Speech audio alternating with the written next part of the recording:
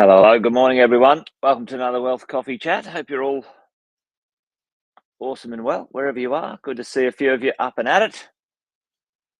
Probably this daylight savings thing, isn't it? The southern states are already well into the day, aren't they? 9 o'clock, 8 o'clock here in QLD. Anyway, we're probably off the pace by the sounds of it. But anyway, good morning. Welcome. Good to see you. We've got a few of you already in the house there. We've got Aaron, morning, mate. Good to see you. Kevin's there too, all the way from Florida. Luke, hey. Chris is there. Facebook user behind the veil. Good to see you. Jeff's in the house as well. Morning, Jeff. And James.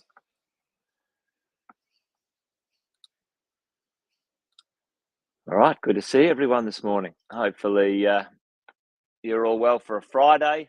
I'll do the quick intros. Say hello. Jason Witten's my name. Most of you know that already, so we won't labour too long on that. But welcome to another Wealth Coffee Chat. If you're brand new, let us know that you are. Say hello in the chat. Introduce yourself. Good to see you. Welcome along. If you're returning, as many of you are, welcome back. Fantastic to have you here for something we do, most weekdays.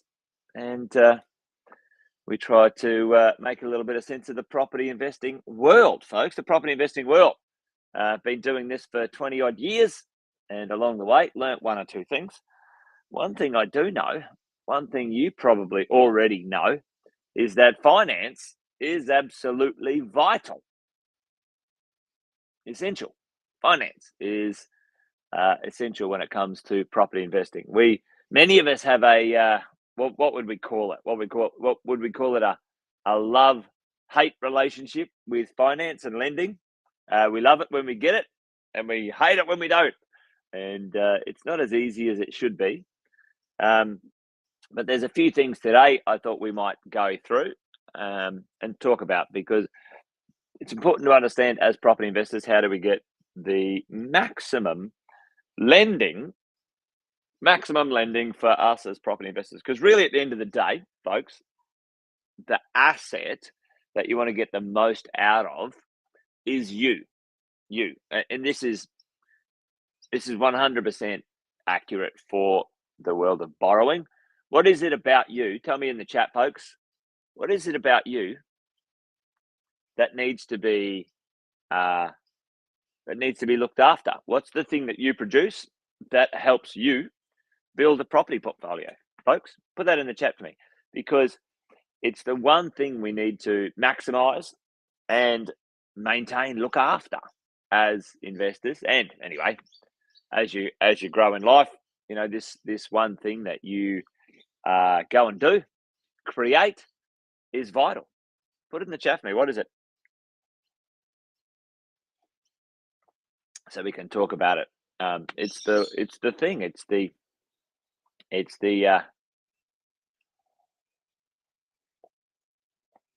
catalyst for all borrowing. All quiet on the Western Front this morning. Anyone got a thought or an idea? Well, let's dive into it. Let's jump into it and put you out of your misery.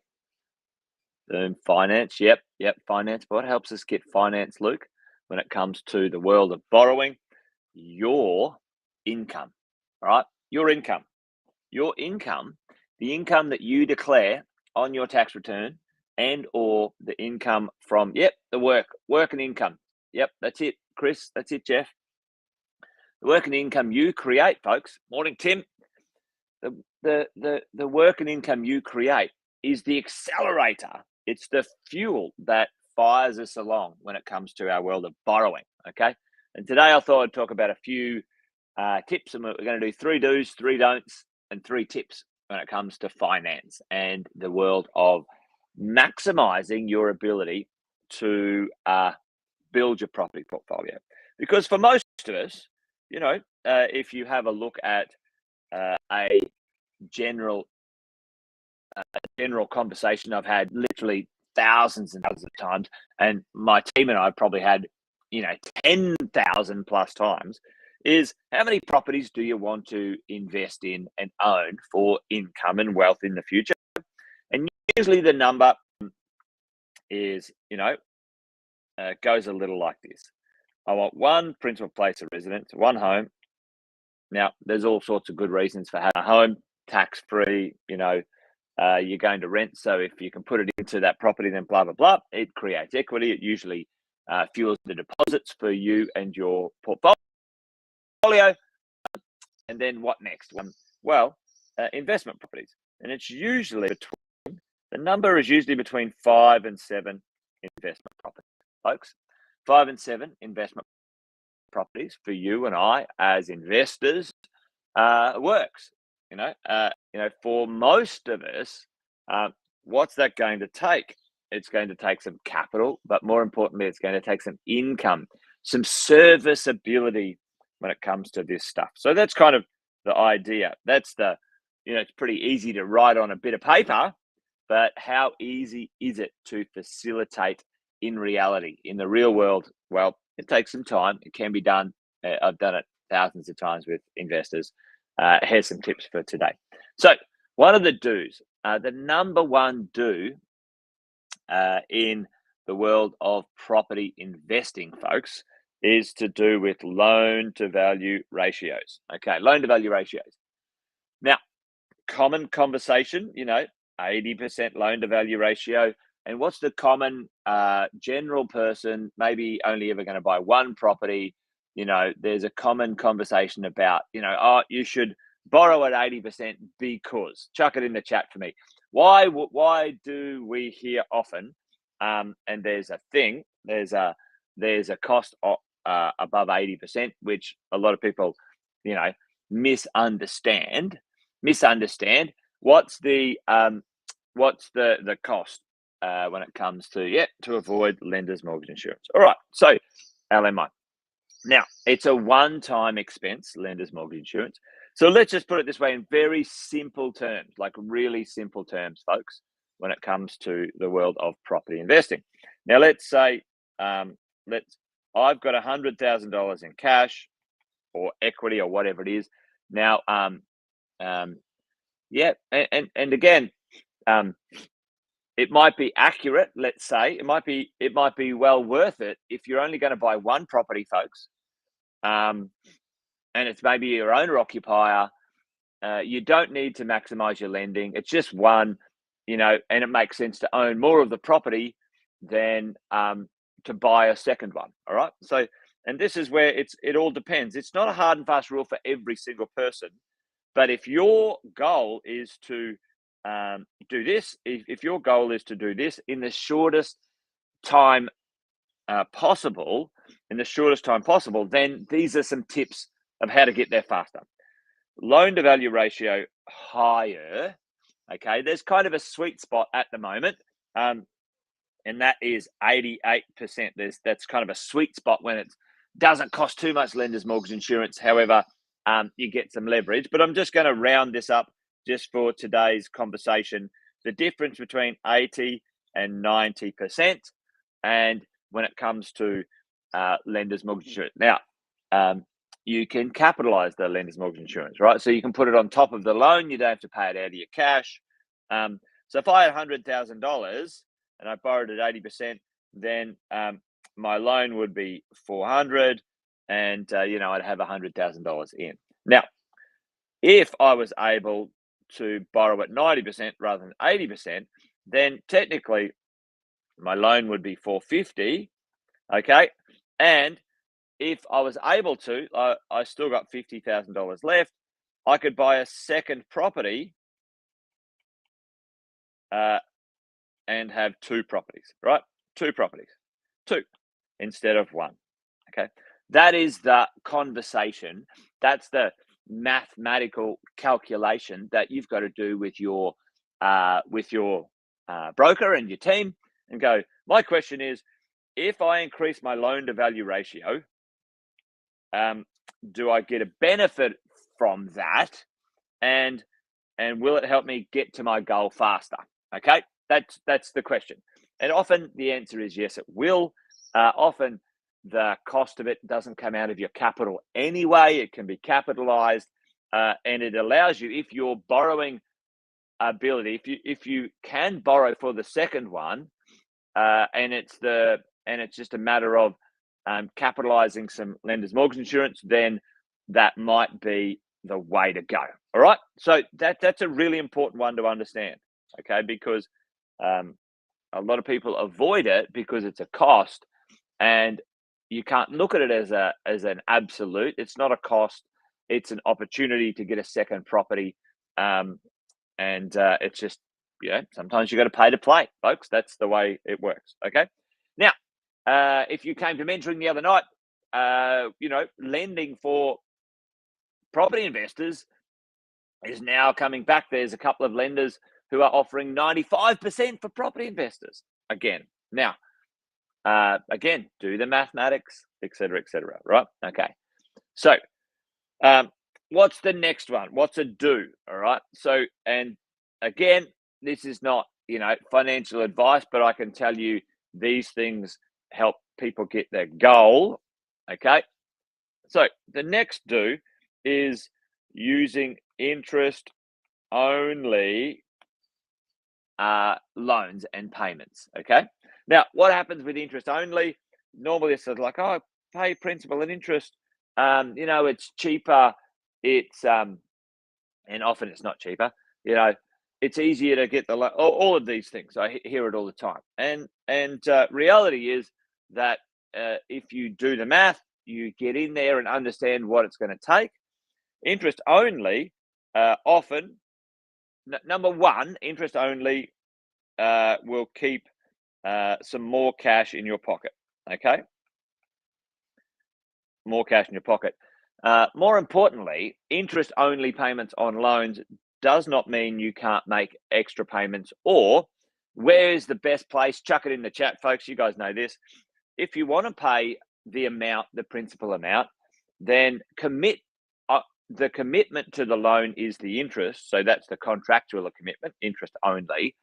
But if you've got the capacity to make extra payments, morning, Alison, to make extra payments, where do you want to put them? Boom, in the offset, right? So you don't pay back the bank the money, folks, because you're in acquisition phase, okay? And again, this is kind of some tips and do's and don'ts. Interest only. If you want to make an extra payment, you put it in the offset account, and more specifically, which is awesome. Already reading my mind here. You put it in your principal place of residence offset account, folks. Okay. Your principal place of residence offset accounts, and this is one of the don'ts in a second. Okay. Interest only. Often it's 5 years interest only, then 25 years principal interest. If you need to, then extend it another 5, and then you can. After that, the rents have gone up. You can let it pay itself off if you want, or arrange your finance in whatever way you want. All right. So interest only when it comes to that stuff. Okay. And the last one is kind of like it's an absolute rule in the beginning, and then later it changes. Okay. So your lending needs to be at different banks. Okay. High LVRs, interest only, and different banks or different lenders. Yeah, different lenders. Let's not say banks, because that's misleading. Because lenders, because some places you can borrow money aren't banks. Okay, different lenders. And so over your 5 to 7 properties, you might have 5 or 6 lenders, 5 or 6 institutions you borrow money from. Okay, so they're the 3 do's. For me, stick with those, understand them, understand when to apply them, and you'll get some great outcomes as you go along. 3 don'ts.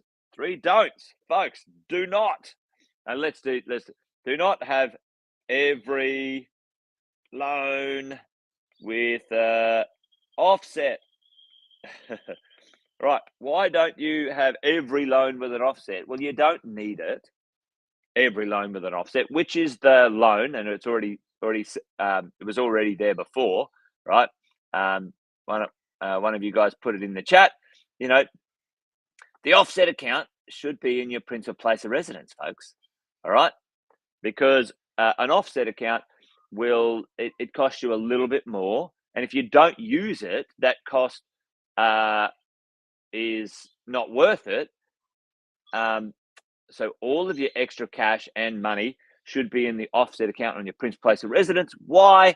Because that offsets a loan interest that's not tax deductible. Every other cent that you have is tax deductible. Your PPR, boom, there you go. Yep, away you go. So don't have every loan with an offset account, folks. You don't need it. One loan with an offset account is perfectly fine, and away you go. Okay. Do not cross securitize, all right? Or cross collateralize. Now, I won't go into the details of that, but then where there's a do up here, which is different lenders, then cross securitize. And here's what happens. And I won't tell the story today, but cross securitize, cross collateralize. You're already with a lender, let's say Commonwealth Bank, and they go, yeah, no problem, Jason, I can get you a loan really quick and easy. And that's true. They get you a loan quick and easy because you've already got a loan with them. All of your cash is in their bank account. It's simple, it's easy, it's straightforward, right? Compared to, and like Alex said, often, especially with the wrong brokers, it's easier for the broker too. And fair enough, the broker's got to work their butt off to get you a loan, or it can be really easy to put you with somewhere simple. And Alison's dead right. In the beginning, folks, and this goes back to the first one as well when it comes to the loan to value ratio.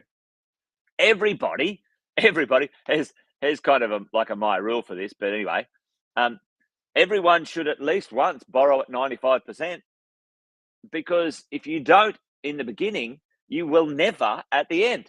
You won't get a 95% loan once you've got 6 or 7 properties. It's just not going to happen, folks. Right? So do it at the start, and then as it gets harder, you select different lending options. All right. So don't cross collateralize, don't cross securitize, and yes, it is a little bit harder, Alex, for sure, but don't give up on that, folks. All right. Don't give up on that idea when it comes to these things. Okay. And this is kind of like a don't, but this is kind of like a remember. Don't let the loan term expire, right? So let's say you got a loan 10 years ago and your loan term is kind of now, 20 or 15 years ago. Don't let it get too low in the acquisition phase, all right? Always top up that loan term, okay? Don't forget to, if you lock in equity or reset your loans, get your equity going, and increase your loan term. Don't forget to do that, all right, as you go along. So there's 3 do's. There's 3 do's and 3 don'ts. Remember, LVR's high, do the math, interest only versus P&I, do the math. You're better off keeping the cash in your pocket, put it in the offset account, use different lenders, and it kind of dovetails back here anyway. You don't need every loan with an offset account. That's going to cost you more money than it should. Don't cross collateralize, cross securitize, folks.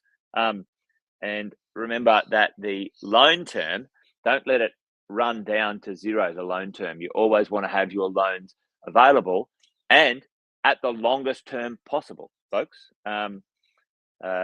Because certainly when you get a bit older, let's say in the back end of your working career in your late 50s and 60s, I always say to people in their sort of 50s, reset your loan terms, all of your loan terms, reset them all for another 30 years, right? Because that's the agreement that you've got. And then you've got loan term out and you don't have to worry about loan terms finishing and reaccessing equity. And then when your loan's paid off and you don't have a job anymore, you can't get your equity, then you've got to sell your property and all sorts of rubbish I've seen happen.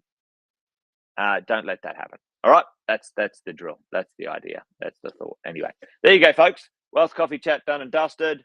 Thanks for joining me today, as always. Yeah, Luke. Yeah, I mean, set it out. 30 years from now, if you're 55 now, 30 years away, that's a pretty good loan term that you reset it now while you're kind of at the peak of your income and stuff like that, because you want that loan contract to be in play and you're in charge of it as much as you can be. All right, so do that sort of stuff. All right, folks, that's it. Wealth Coffee Chat done and dusted. Good to see you today. Thanks for joining. See you next week around about 8:10 as we attempt to do. I'll leave that on. Anyway, there you go. Wealth Coffee Chat done and dusted. Have a great weekend, folks. And cheers for now. Bye-bye.